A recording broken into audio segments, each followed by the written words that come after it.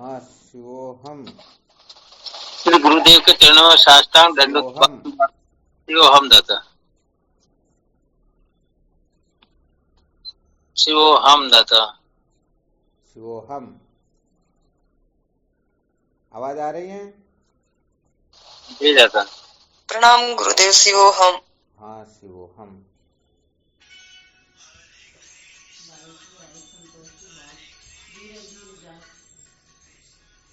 प्रणाम गुरुदेव। शिवोहम। हाँ शिवोहम।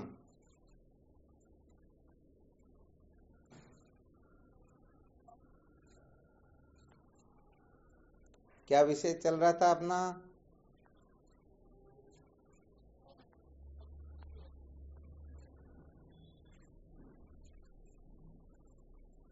संसार को बनाए रखकर सत्य का साक्षात्कार नहीं किया जा सकता।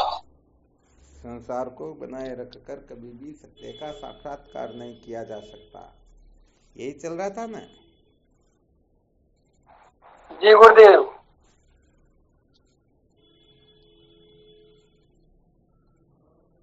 कल क्या सुनाया था इसके अंतर्गत?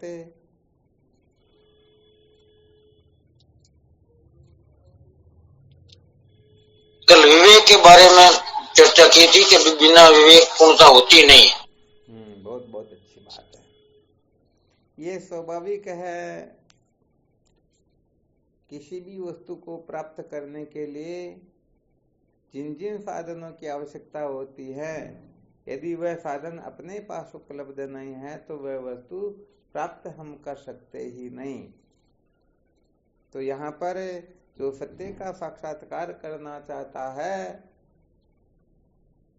वह यदि संसार को बनाए रखने का आग्रह रखेगा अथवा जिससे सत्य का साक्षात्कार होता है उन साधनों को अपनाएगा नहीं, तो निश्चित रूप से वह विद्या के बंधन से मुक्त नहीं हो पाएगा। नहीं हो पाएगा ना?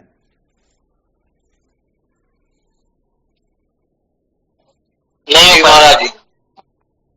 तो यहाँ पर संसार को बनाए रखने का जो आग्रह होता है यह नासमझी से होता है। किससे होता है?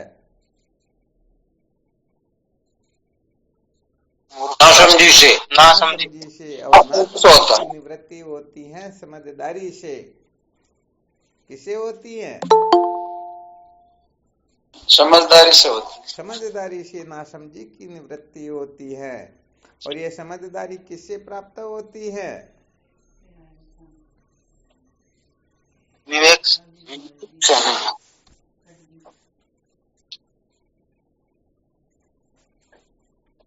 किससे होती है? विवेक से होती है। समझदारी किससे जागृत होती है? सत्संग समझदारी से। का दूसरा नाम क्या है? सत्संग। अरे समझदारी का दूसरा नाम विवेक है, और यह विवेक सत्संग से प्राप्त होता है। सत्संग से विवेक जागृत होता है। वैसे विवेक तो सबके अंतर्गत कूट कूट कर भरा हुआ है, परंतु वह आवृत हो रहा है। उस विवेक को जगाना होता है।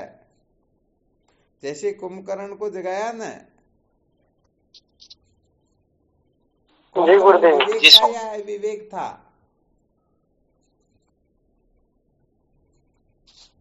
विवेक था।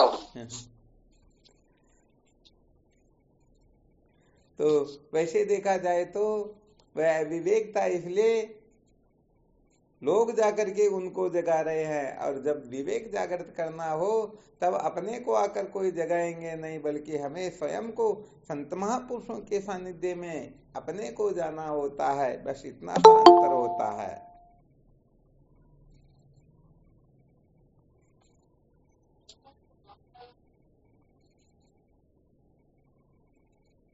समझ में आया ना? ये दूसरे जो जगाते हैं ना संसार के लोग, ये विवेक नहीं होता है। या तो विवेक को खोने की बात हो सकती है, या अविवेक को विवेक मान लिया जाता है।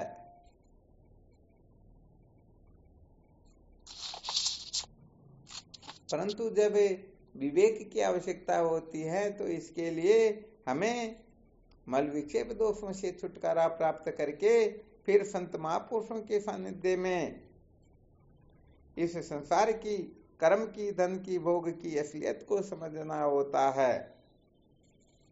क्योंकि जब तक यह बात समझ में नहीं आ जाती है, संसार दुख रूप है, तब तक संसार से छूटने की इच्छा नहीं होती है।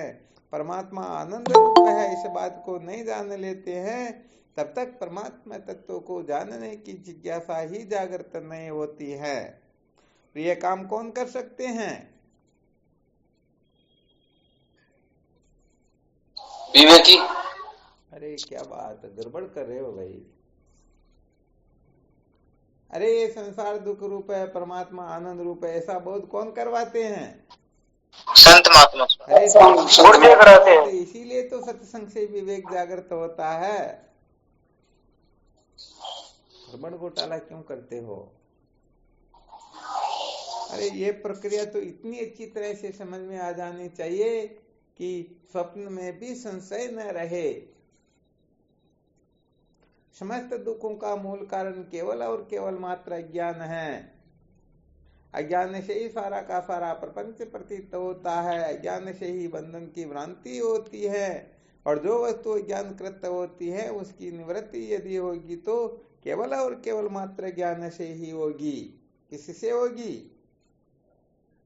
ज्ञान से होगी। ज्ञान से होगी। और ज्ञान जो है वह केवल और केवल मात्र साधन संपन्न अधिकारी को ही होता है। बिना साधन संपन्न हुए कोई ज्ञान हो सकता है क्या? कभी नहीं हो सकता। हाँ, कभी नहीं हो सकता है। और यह थोड़ा ध्यान भी रखना, 4 प्रकार की जो कृपाएं होती हैं, 4 प्रकार की कृपा जो प्राप्त कर लेता है, सचमुच में वही ब्रह्म विद्या का मुख्य अधिकारी होता है। वही अविद्या के बंधन से मुक्त हो सकता है। फिर इसमें फिर आगे विचार आदि करना होता है कि वह कृपा किस प्रकार से प्राप्त की जाती है। हाँ, थोड़ा प्रसंगवश संकेत कर देते हैं। यदि किसी को ईश्वर कृपा प्राप्त करनी है, अर्थात अंतःकरण की शुद्धि के लिए, मल विक्षेप दोषों से छुटकारा प्राप्त करने के लिए, यदि कोई चाहता है कि मेरे ऊपर ईश्वर कृपा करे, मैं मल विक्षेप दोषों से मुक्त हो जाऊं, तो एक बहुत बड़ा फॉर्मूला बता देते हैं। वैसे देखा जाए तो 3 प्रकार की जो कृपा है, ईश्वर कृपा, वेद कृपा व गुरुदेव की कृपा, इन तीनों कृपाओं को प्राप्त करने का एक ही फॉर्मूला है। और वह फॉर्मूला होता है, सदा सर्वदा ध्यान रखे कि मैं कुछ ऐसा न करूं जिससे ईश्वर नाराज हो जाए। यदि ईश्वर कृपा प्राप्त करनी है तो सदा सावधान रहो, ऐसा कुछ भी करे नहीं, चाहे मन से, वाणी से, शरीर से, जिससे ईश्वर की नाराजगी होती हो। यदि तत्व जिज्ञासा जागृत करवाना, तत्व जिज्ञासा जागृत हो, ये यदि आप सोचते हो तो सदा सर्वदा ध्यान रखना चाहिए ऐसा कोई कृत्य न करे जिससे संत महापुरुष नाराज हो जाए। और अविद्या के बंधन से छूटना है तो इसके लिए एक ही ब्रह्मास्त्र है, एक ही महामंत्र है। सदा सर्वदा 24 घंटे मन से, वाणी से, शरीर से ऐसा कुछ भी नहीं करे जिससे गुरुदेव नाराज हो। सदा सर्वदा उनकी यही साधना होती है कि गुरुदेव प्रसन्न कैसे होते हैं। तो यहाँ पर ईश्वर की प्रसन्नता, संत महापुरुषों की प्रसन्नता व गुरुदेव की प्रसन्नता, इन 3 रहस्य को कोई ठीक तरह से समझ ले तो अंतःकरण तो शुद्ध ही होता है, उसमें कोई अशुद्धि होती ही नहीं। अरे तो कल्पना कर करके हम बंधे हुए हैं, वरना ज्यादा समय लगता ही नहीं। ये तो हम बेवकूफी से, नासमझी से, मूर्खता से, उल्टी समझ से एक क्षण में होने वाले काम को, एक पलक में होने वाले काम को कल्प पर लगा देते हैं। वरना तो हाँ, ध्यान देना थोड़ा, ये अंतःकरण जन्मजात शुद्ध ही होता है। ये तो नासमझी से ही सारा का सारा गड़बड़ घोटाला होता है। आ रहा ना चित्र से समझ में? जी गुरुदेव। किसी को कोई संशय हो तो देख लेना, ये समझो करोड़ों ग्रंथों का सार है, और कुछ करने की आवश्यकता ही नहीं होती है। केवल मात्र इन महामंत्रों को, इन मात्रों को अच्छी तरह से धारण कर लोगे, इनको अच्छी तरह से जीवन में प्रतिष्ठित कर लोगे, तो अंतःकरण के शुद्ध होने में, तत्व जिज्ञासा जागृत होने में और अविद्या के बंधन से छूटने में एक क्षण की भी देरी नहीं लगेगी।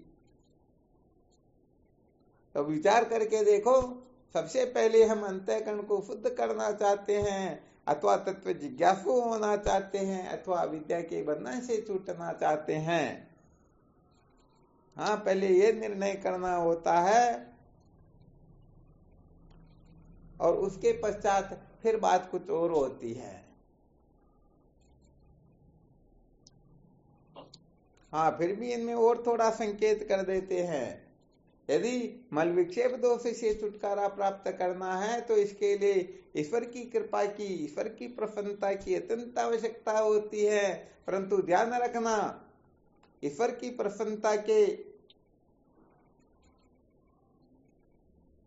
चक्कर में पड़ करके कहीं संतों की प्रसन्नता, गुरुदेव की प्रसन्नता का बहुत ज्यादा लोग गड़बड़ घोटाला कर देते हैं। क्योंकि यदि संतों की प्रसन्नता प्राप्त हो गई तो अब उनको ईश्वर की प्रसन्नता की कोई आवश्यकता नहीं है। परंतु ईश्वर की प्रसन्नता यदि चाहिए तो संत महापुरुषों की व गुरुदेव की प्रसन्नता अत्यंत ध्यान रखनी होती है। क्योंकि गड़बड़ घोटाला होता ना, वो लोग नासमझी से पता नहीं क्या का क्या कर देते हैं।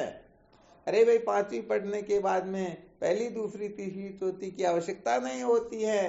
5वीं कक्षा उत्तीर्ण करने के बाद में ये 5वीं तक की जो स्कूल होती है ना, उनकी भले आवश्यकता न हो, परंतु 5वीं तक पढ़ने वाले बच्चे को 8वीं वाली स्कूल की, 10वीं वाली की आवश्यकता होगी या नहीं होगी?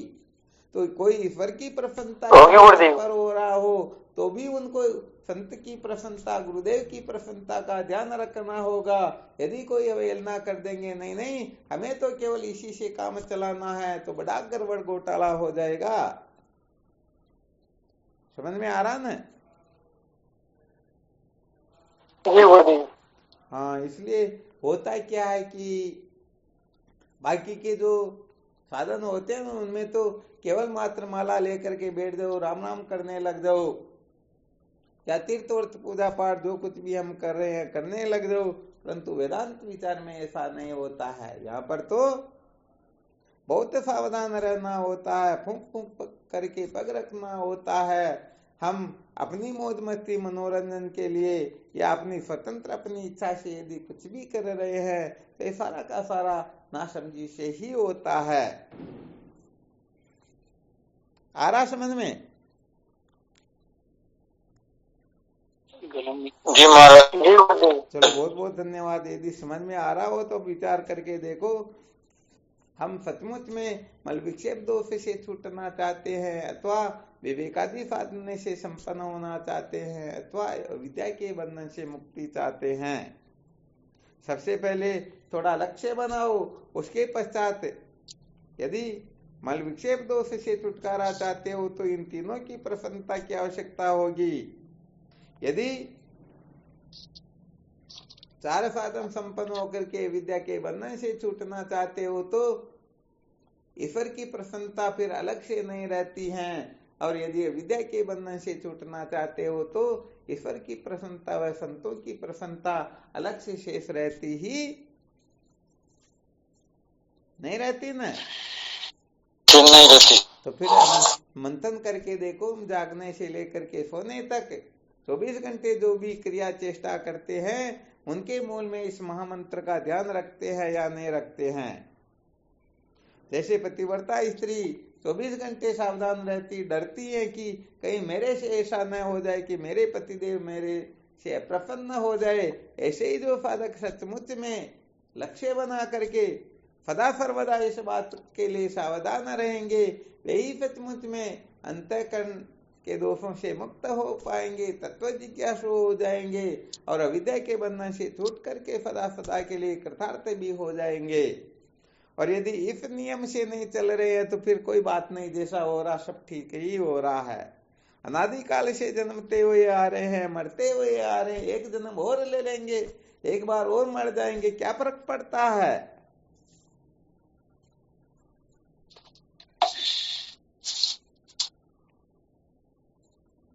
चलो अब कोई ईमानदारी से बताना चाहे तो बता सकते हैं कि हम सचमुच में इस प्रकार से चल रहे हैं या नहीं चल रहे हैं।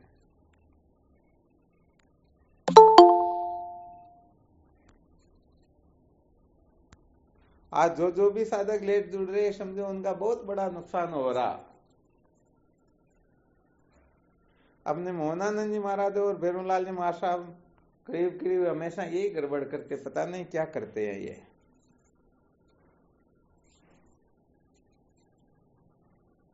सत्संग एक क्षण भी यदि हम गड़बड़ करें तो अपना बहुत बड़ा नुकसान होने वाला, पता नहीं किस समय कौन सा सूत्र निकल जाए और अपना जीवन धन्य हो जाए, जीवन सार्थक हो जाए। इसलिए चाहे कोटि कोटि गड़बड़ घोटाला कुछ भी क्यों ना हो, सबको एक तरफ कर देना चाहिए। उस समय तो किसी को महत्व नहीं देना चाहिए। अरे बिगड़ने वाला बिगड़ेगा, वैसे तो चाहे कुछ भी क्यों ना करें। तो उत्तम साधकों को बताना थोड़ी पड़ता है क्या।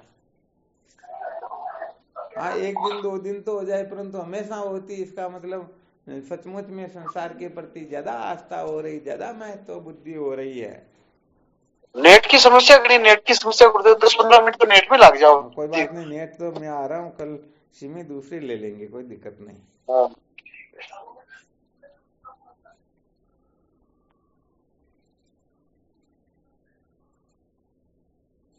अच्छा, कोई साधक बता सकते हैं कि हम इस प्रक्रिया के अनुसार जीवन जी रहे हैं। अच्छा, 24 घंटे नहीं रह सकता हो तो 12 घंटे, 12 घंटे नहीं रह सकता हो तो 6 घंटे, 1 घंटा या 1 मिनट, कुछ ना कुछ तो कह सकते हैं। इतनी देर तो हम पूरा अलर्ट रहते हैं कि कहीं हमसे ऐसा ना हो जाए कि ईश्वर संत या गुरुदेव नाराज हो जाए। ध्यान रखते हैं कोई? गुरुदेव आवाज ठीक नहीं आ रही आपकी साइड से। आवाज ठीक नहीं आ रही है ना? यहाँ पर तो भाई नेट तो पूरा है, हो सकता आपके ही कोई गड़बड़ हो, वरना यहाँ पर तो अभी बूंदी में हूं तो यहाँ तो नेट पूरा का पूरा आ रहा।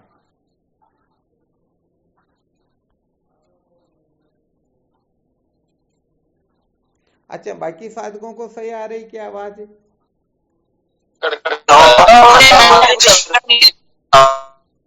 साफ नहीं आ रही है ना? चलो, इसका मतलब ये दूसरे फोन में सिम डाल दी, यही कारण हो गया, आप पता चला। नहीं हो सके, खुद के जो फोन है वहाँ भी अगर नेट कमजोर हो तो भी हो सकता है। नहीं, आप दूसरे फोन में सिम डालिए ना, शायद हो सकता। ये नहीं, अपनी खुद की व्यक्तिगत अगर महाराज जी, जब हमारा खुद का व्यक्तिगत फोन भी अगर उसमें नेट कम हो तो भी ऐसा ही हो सकता है। हाँ, बिल्कुल हो सकता, सही है।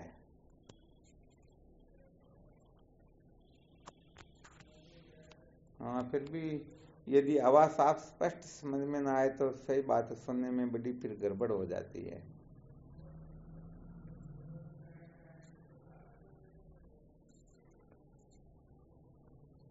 क्या है कि कोई कोई सूत्र ऐसे होते हैं ना जिनका बहुत एकाग्रता से श्रवण करके अपने जीवन को उसी ओर तत्क्षण बनाना होता है। और यहाँ पर यह बिल्कुल पक्की बात है, जो ईश्वर की प्रसन्नता का ध्यान रखेगा तो फिर संसार के लोग राजी हो या नाराज हो, उनका कोई औचित्य नहीं होता है। क्योंकि यदि संसार को वह राजी रखना चाहेगा तो फिर इसलिए यहाँ पर सचमुच में इसीलिए तो कहते हैं, ये शेरनी का दूध होता है, ये सोने के पात्र में लिया जा सकता है। ये ब्रह्म विद्या इतना सस्ता तेल नहीं है कि कोई गिदड़ भी अपने सर में लगा ले। तो सत्य कहे तो जो अविद्या के बंधन से छूटना नहीं चाहते हैं उनको कठिन लगता है, वरना कठिन है कहां पर।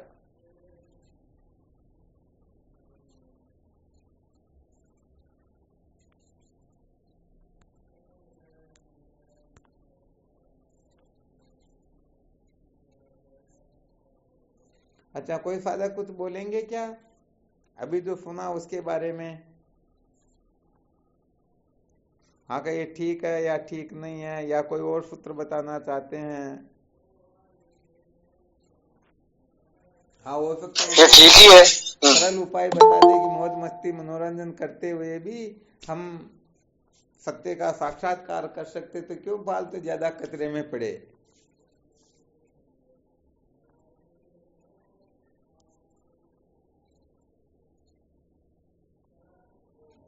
ये पक्की बात है कि मन को महत्व दे करके सचमुच में हम सत्य का साक्षात्कार कर सकते ही नहीं, क्योंकि ये मन अनादिकाल से अपने को धोखा देता आ रहा है, ये अपने को भटकाता आ रहा। फिर भी हम समझते कि नहीं नहीं, हम जो कहते हैं, हम जो जानते हैं, हम जो मानते हैं, हम जो कर रहे, यही सबसे ठीक है, यही श्रेष्ठ है। परंतु सच्ची बात यह है कि ये मन बड़ा खतरनाक है, और ये मन अनादिकाल से अपने को भटकाता आ रहा। फिर भी ये मन कुछ गड़बड़ घोटाला करे तो अपने को इतना गुस्सा नहीं आता, ठीक है ना। और दूसरा कोई कुछ कह दे थोड़ा बहुत तो उसी समय तलवार लेकर के मारने के लिए चल पड़ते हैं। तो मैं तो मन को दे रहे हैं या वास्तव में और अन्य को दे रहे हैं? मैं तो मन को ही हो रहा। हाँ, मन को ही दे रहे हैं। इसीलिए कहा जाता है ये विवेक बड़ा विलक्षण होता है। सचमुच में जहाँ विवेक जागृत नहीं होता, वहां पर बेचारे जीव 24 घंटे त्राहिमाम अनेक प्रकार की करुणा, अनेक प्रकार के कष्ट दुख संकटों से घिरे रहते हैं, इनकी आवश्यकता होती है। और जहाँ विवेक जागृत हो जाता तो वहां तो आनंद ही आनंद होता है। विवेकी को दुख स्पर्श भी नहीं कर सकता, उसे छू भी नहीं सकता है। अरे दुख तो क्या, महादुख भी उसका कुछ नहीं बिगाड़ सकता है। परंतु बात यही है कि सचमुच में वह अविद्या के बंधन से छूटना चाहता है या नहीं। जो अविद्या के बंधन से छूटना चाहता है और फिर वह अभी जो ब्रह्मास्त्र बताए, जो सूत्र बताए, उसके अनुसार जीवन को बनाए तो निश्चित रूप से कृतार्थ हो सकता है।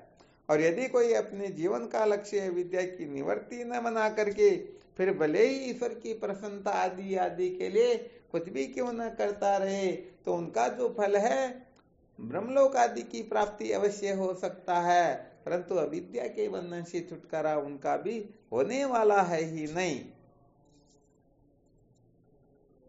इसलिए अविद्या के बंधन से छूटना अपने जीवन का लक्ष्य हो, और उसके पश्चात अब हमें क्या करना क्या नहीं करना। जैसे अपने पास में नक्शा हो, कहीं पहुंचना हो, कहीं जाना हो, तो हमें पता रहता है कि हम इस बिंदु पर अभी खड़े हैं और अब हमको यहाँ से प्रस्थान करना है, अब हमको यहाँ से चलना है। तो कितना चलना है, कहाँ पहुंचना है, अपना लक्ष्य क्या है, वो सारा का सारा उसे अनुभव में आ जाता है, सारा का सारा वो समझ ही जाता है। तो कुल मिलाकर के जो सचमुच में दुखों से छुटकारा चाहते हैं, दुखों से छूटना चाहते हैं, ऐसे साधक ही इन सूत्रों की खोज करेगा, वही इन सूत्रों को महत्व देगा, और वही अपने जीवन को विवेक युक्त बना करके वो वास्तव में धन्य हो ही जाएगा। और जिनको अविद्या के बंधन से नहीं छूटना है, तो वो बातें चीतें करके सुना करके मौज मस्ती मनोरंजन करके अपने पूरे जीवन को पूरा कर ही देंगे।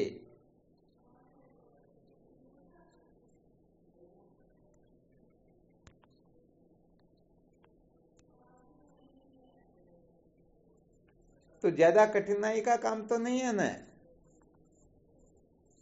या ज्यादा कठिनाई लगती हो तो थोड़ा सरल करें।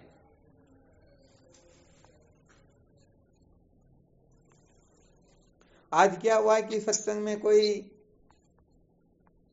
संत कह रहे थे, अरे पता नहीं क्या क्या सुना दिया, क्या क्या कर दिया। कम से कम सुनाना तो आना चाहिए, कम से कम सुनाए तो ऐसा सुनाना चाहिए कि मोक्ष का जो सबसे सरल साधन हो वही बताए। तो गड़बड़ घोटाला हो गया ना। बोले जी मोक्ष का सरल साधन चाहते हैं, वो कभी मोक्ष प्राप्त कर सकते हैं? नहीं कर सकते। अरे भाई नहीं कर असली सकते वस्तु की भाई। तो कीमत ही लगती है, फ्री पॉकेट में नहीं आती हैं। वो जो ये रुपए 2 रुपए में खोज करते हैं ना हमारे को, तो रुपए 2 रुपए में मोक्ष मिल जाए, तो रुपए 2 रुपए वाली मोक्ष सदा सदा के लिए कृतार्थ नहीं करती हैं। हाँ, सत्य बात तो यह है कि मोक्ष के अनेक साधन हो, अनेक रास्ते हो, तब तो हम उसमें सरल का अनुकरण कर सकते हैं, सरल की खोज कर सकते हैं। परंतु यहाँ तो श्रुति माता ने स्पष्ट संकेत कर दिया है, तमेव विदित्वातिमृतमेति नान्य पंथा विद्यते अयनाय। मोक्ष प्राप्त करने के लिए ब्रह्म ज्ञान के सिवाय, ब्रह्म विद्या के सिवाय, आत्मा तत्व को जानने के सिवाय और कोई रास्ता है ही नहीं। अब बताओ, जब रास्ता ही नहीं है तो सरल हो या कठिन हो, चलना तो उसी पर पड़ेगा ना। जी महाराज। घर के दरवाजे पर भले ही शेर बैठा हुआ हो, परंतु बाहर निकलना है तो वहीं से जाना होगा, और कोई रास्ता होता ही नहीं। इसलिए ये भोले लोगों की बातों का थोड़ा ध्यान करना चाहिए, बहुत ज्यादा गड़बड़ घोटाला हो जाता है, तो इसलिए आपको थोड़ा सुनाया गया। कोई सोच लिए हमको कोई और सरल करके बताए, तो भाई इसे तो सरल कुछ होता ही नहीं। हाँ, चाहे आप कुछ भी करो, कैसे भी करो, कब तक करना न करना, ये सब देखते रहना, परंतु मूल में ईश्वर की प्रसन्नता की ही आवश्यकता होती है। ईश्वर सकाम भावना से प्रसन्न होते हैं या निष्काम भावना से प्रसन्न होते हैं, तो ये खोज करनी होती है और तदनुकूल अपने को व्यवहार करना होता है।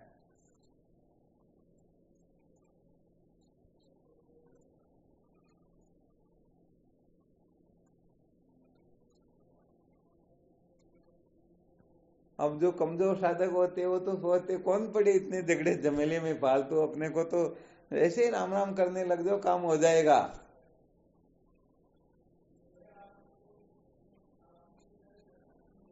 अभी हमारे एक साधक कह भी रहे थे कि भाई वाल्मीकि जी ने भी तो राम राम किया, वो भी तो पार हो गए। अरे भाई, वाल्मीकि जी ने भजन किया तो वो जब बैठे ना, उनके बाद में उनका पूरा शरीर, वो क्या बोलते, दिमाग, वो मिट्टी कर देती ना, वैसे उनका पूरा शरीर मिट्टी से टक गया। हम तो 2 5 10 मिनट भी एक जगह बैठ नहीं सकते हैं, तो उस प्रकार से बैठ करके यदि कोई राम राम करे तब तो काम चल सकता है, परंतु वो थोड़ी देर के लिए मनोरंजन के करे तो सचमुच में फिर काम चलने वाला है नहीं।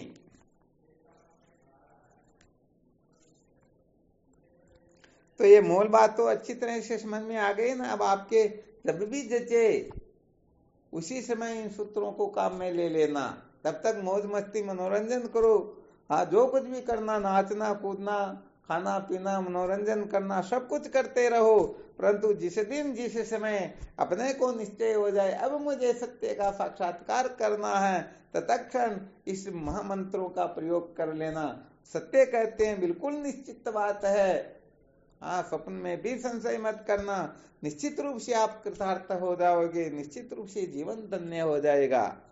वरना इसको छोड़ करके कुछ भी करते रहो, फिर चाहो कि मेरा जन्म धन्य हो जाए, तो भाई भरोसे मत रहना, सत्य कह देते हैं। पहले वो बहुत बार दृष्टांत सुनाया करते थे ना, शेर जी सोने के सिंहासन पर, या वो झूला होता है ना, झूला बना रखा, झूले ऊपर बैठे हुए हैं, उनकी बाईं तरफ श्रीमती जी बैठी हुई है, हाथों में 2-2 हजार के नोटों के बंडल है, उनके कंधे पर उनका बेटा खेल रहा है, और उनके मन में अनेक प्रकार के भोगों की वासनाएं उदय हो रही है। अब शेर जी सोचे कि सामने राम प्रकट हो, कृष्ण प्रकट हो, और हाथ जोड़ करके मेरे को कहे, शेर जी बताओ आपका पैर दबाऊं या गला दबाऊं।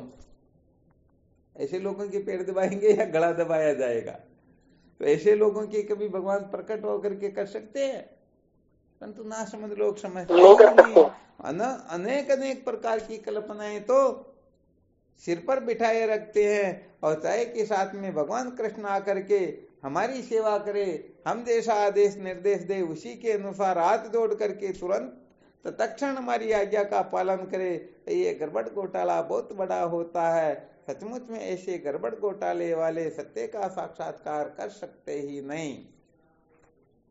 तो भाई देखो, यहाँ पर भी विवेक की आवश्यकता होती है। मल विक्षेप दोषों से छूटने के लिए भी विवेक की आवश्यकता होती या नहीं होती? होती है गुरुदेव। हाँ, भले ही वह आत्मा अनात्मा का विवेक न हो, वैसे देखा जाए तो ये विवेक तो जन्म से ही, हाँ, ये जन्मजात अपना पक्का मित्र होता है। असली मित्र यही होता है, परंतु हम पता नहीं किन किन को मित्र बना लेते हैं, जो कहने का मतलब सचमुच में मित्र नहीं होते हैं। हाँ, वैसे देखा जाए तो मित्र किसको कहते हैं?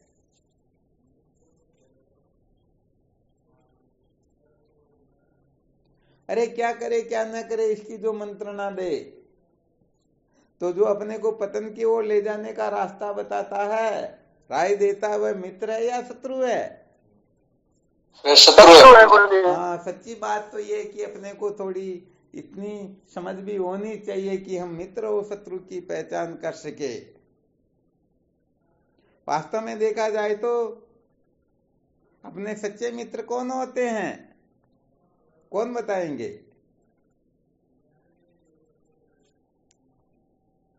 जो हमें अपने पतन से बचाते हैं। बहुत धन्यवाद, बहुत अच्छी बात है।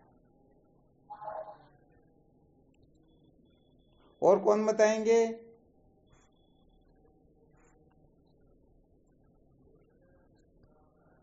तो सतगुरु स्वामी। भारत जी कुछ बोल रहे हैं क्या?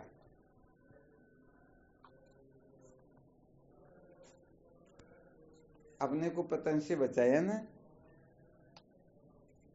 प्रणाम स्वामी। हाँ शिवो हम।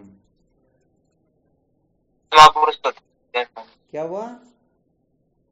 सच्चे मित्र तो संत महापुरुष होते हैं। बहुत अच्छी बात है। और कौन? शिवोहम स्वामी जी। हाँ शिवो हम। सच्चे मित्र तो ब्रह्मनिष्ठ से भी होते हैं। क्या हुआ? सच्चे मित्र तो ब्रह्मनिष्ठ ब्रह्म गुरुदेव ही होते हैं। हाँ, समझो आज स्वर्ण अक्षरों में लिखने योग्य सूत्र है तो केवल और केवल मात्र भवानी शंकर जी ने ही बताया, बाकी तो गड़बड़ घोटाला कर गए।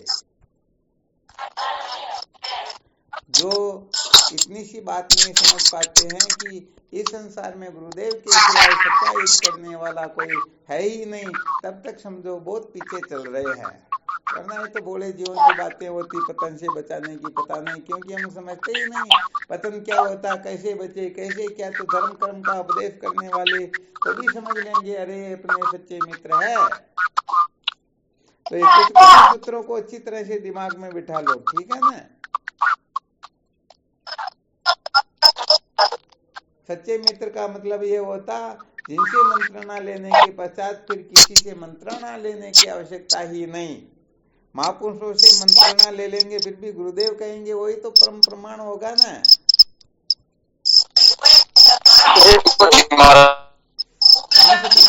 क्या बात है?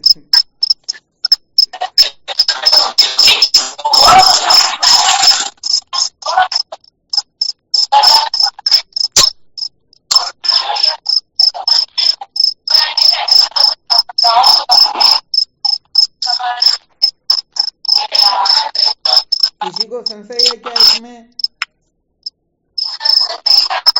इसमें संशय क्या हुआ? इसमें ऐसी कोई बात ही नहीं। हाँ बिल्कुल, यदि कोई संशय रखता है तो समझ लेना चाहिए वह वेदांत का अधिकारी ही नहीं है। क्यों स्वामी जी?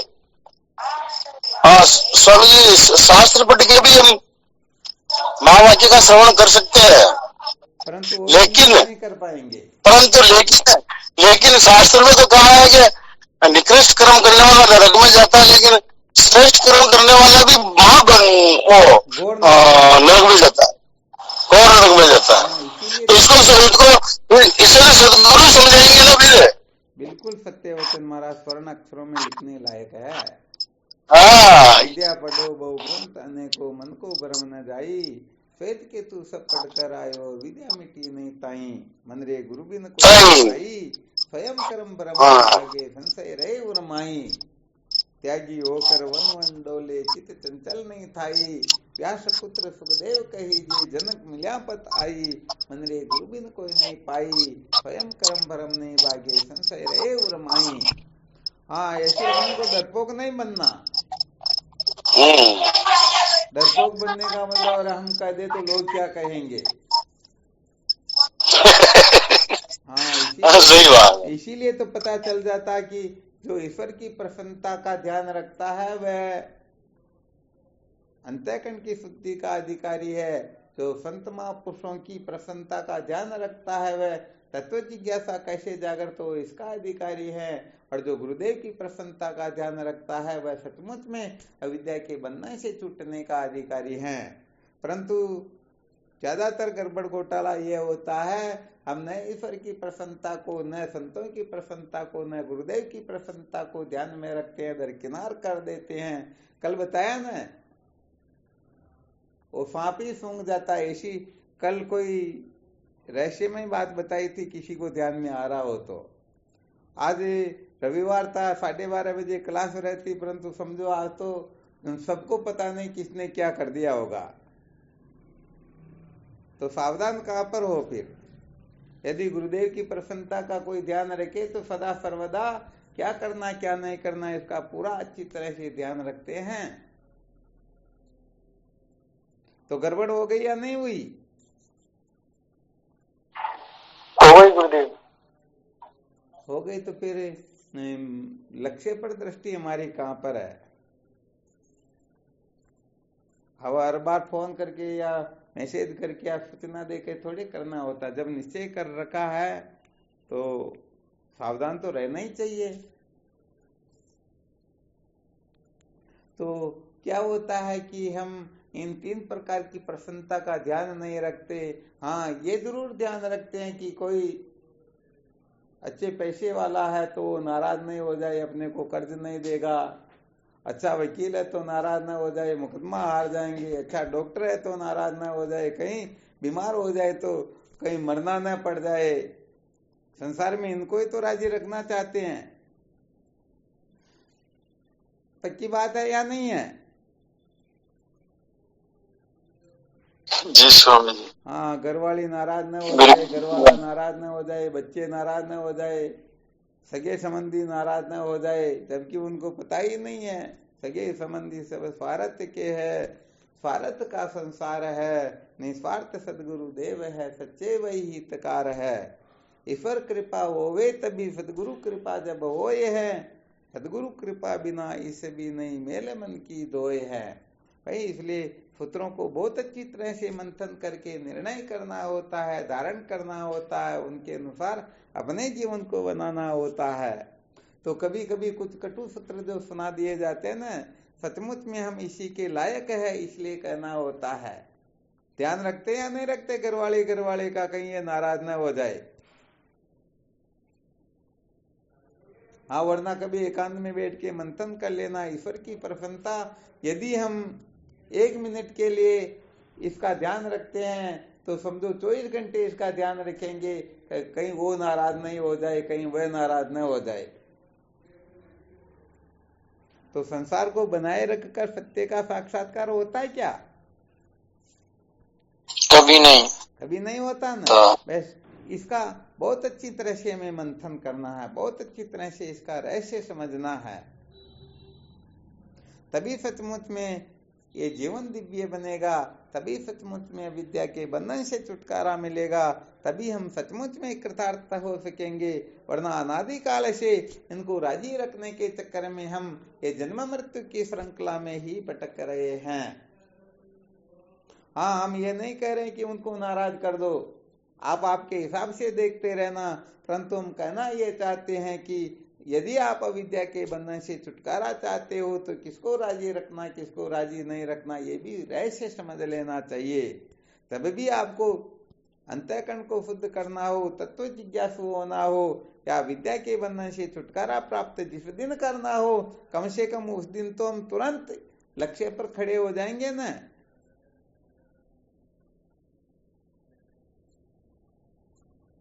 जी महाराज।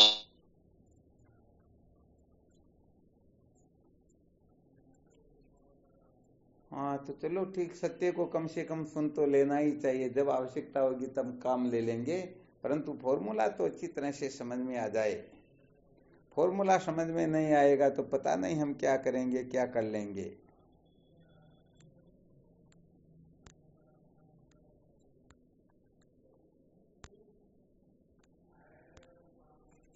चलो इसमें कोई और संशय हो तो देख लो, और क्या। वरना जो विशेष सूत्र सुनाए जाते हैं उनका खूब मंथन किया करो, और दूसरी तीसरी चर्चा करे तो फिर मुनि का चिंतन मनन होगा। नहीं तो आज ये 3 जो सूत्र बताए हैं, और 3 सूत्रों में भी ईश्वर की कृपा प्राप्त करनी हो तो साथ ही संत व गुरुदेव का ध्यान रखना होता है। संतों की कृपा प्राप्त करनी हो तो गुरुदेव का ध्यान रखना होता है। गुरुदेव की कृपा प्राप्त करनी है तो फिर ईश्वर नाराज हो रहे या नहीं हो रहे इसकी भी परवाह नहीं करनी होती है। जब ईश्वर की परवाह नहीं होती तो संसार तो क्या, कौन सा कोई विशेष रह जाता है क्या? नहीं। हाँ, नहीं रह जाता। इसलिए इन सूत्रों का बहुत अच्छी तरह से मंथन करो और अपने जीवन को इस प्रकार का तत्क्षण बनाने की चेष्टा तुरंत करने लग जाना चाहिए।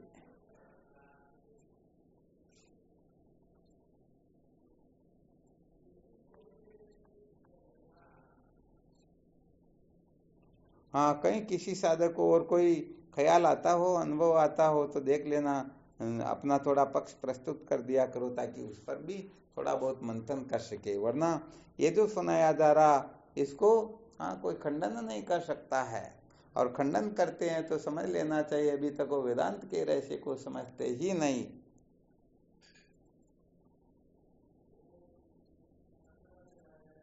महाराज जी, ईश्वर की कृपा के लिए मतलब निष्काम कर्म की कृपा बताई नहीं आपने। हाँ, ईश्वर कैसे राजी होते हैं? तो ईश्वर तो निष्काम कर्म से ही तो प्रसन्न होंगे।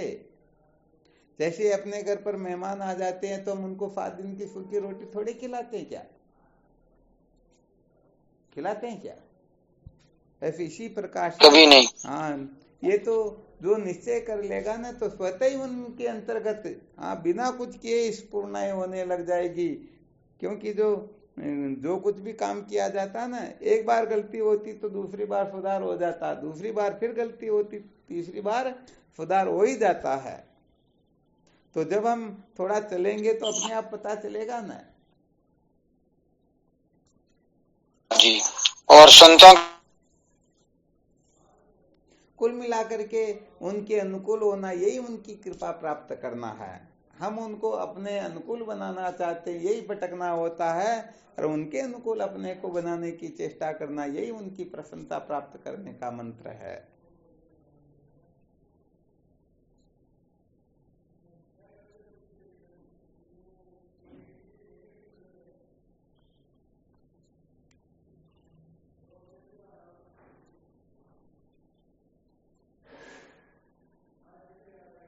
और भी कुछ?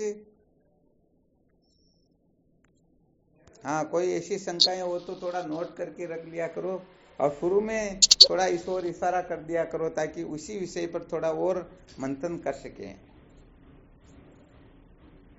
गुरुदेव, एक तो आपने पहला बताया कि ईश्वर को प्रसन्न करने के लिए निष्काम कर्म, दूसरा आपने बताया संतों को प्रसन्न करने के लिए उनके अनुकूल होना चाहिए, संतों के अनुकूल होना चाहिए। और गुरुदेव तीसरा क्या है? हाँ, संतों के अनुकूल होने का मतलब संतों की मर्यादा के अनुसार।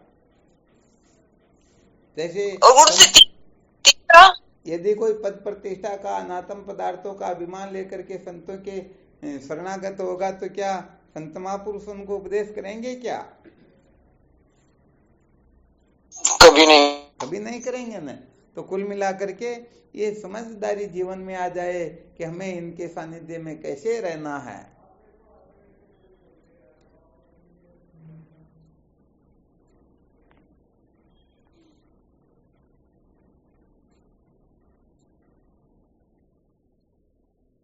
ये बहन जी तीसरी कृपा के लिए बोल रहे थे आप उनके। हाँ, ये 2 प्रकार की कृपा यदि कोई प्राप्त कर लेंगे तो तीसरी कृपा तो बहुत सरल हो जाती है। फिर तीसरी कृपा प्राप्त करने के लिए समझ लेना चाहिए, पहले तीसरी जो तरंग है ना उसी को अपने जीवन का लक्ष्य बना लो।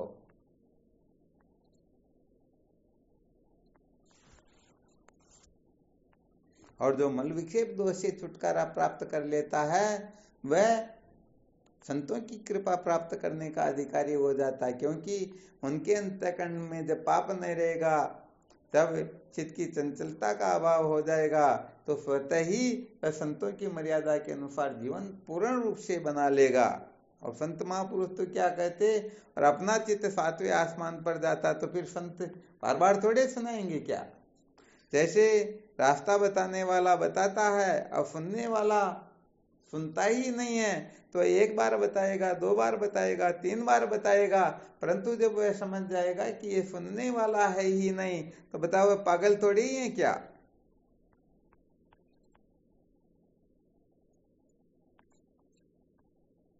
तो ये सुनने वाला है ही नहीं, इसको बता करके क्या करना।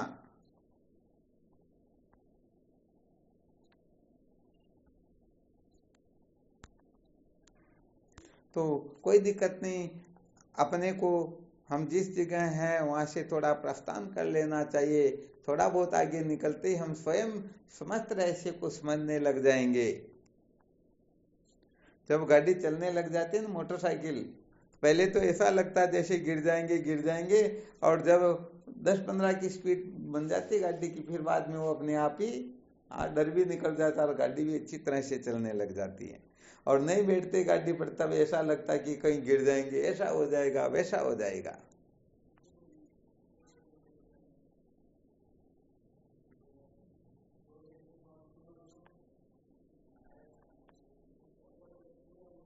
चलो और कोई नहीं तो आज खूब चिंतन मनन करना। कल देखते हैं कौन कौन से साधक क्या क्या प्रश्न करते हैं इन तीनों के बारे में।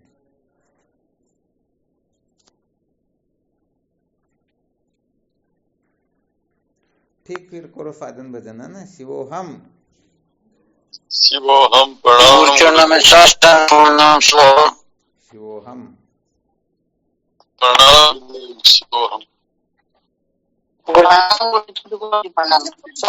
साष्टांग प्रणाम। हाँ शिवोहम नो हटा नहीं हो नीचे प्रणाम शिवोहम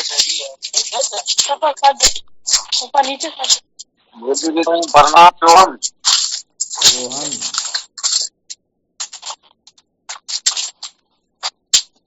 भगवान प्रणाम शिवोहम। हाँ शिवोहम भगवान के प्रणाम शिवोहम। शिवोहम गुरुदेव के चरणों में स्वामी जी चरणों में शिवोहम श्री गुरुदेव के चरणों में साष्टांग दंडवत बारंबार प्रणाम शिवोहम। शिवोहम प्रणाम श्री चरणों में शिवोहम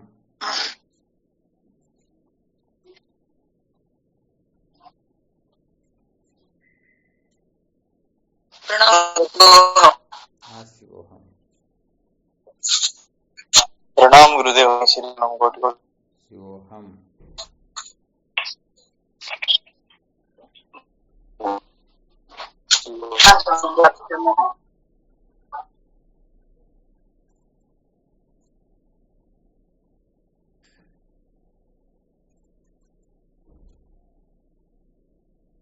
प्रणाम गुरुदेव शिवोहम शिवोहम शिवोहम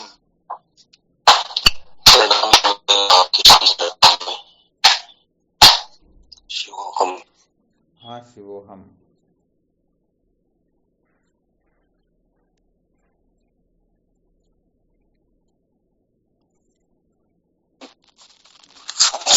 प्रणाम गुरुदेव आपके श्री चरण बारंबार शिवोहम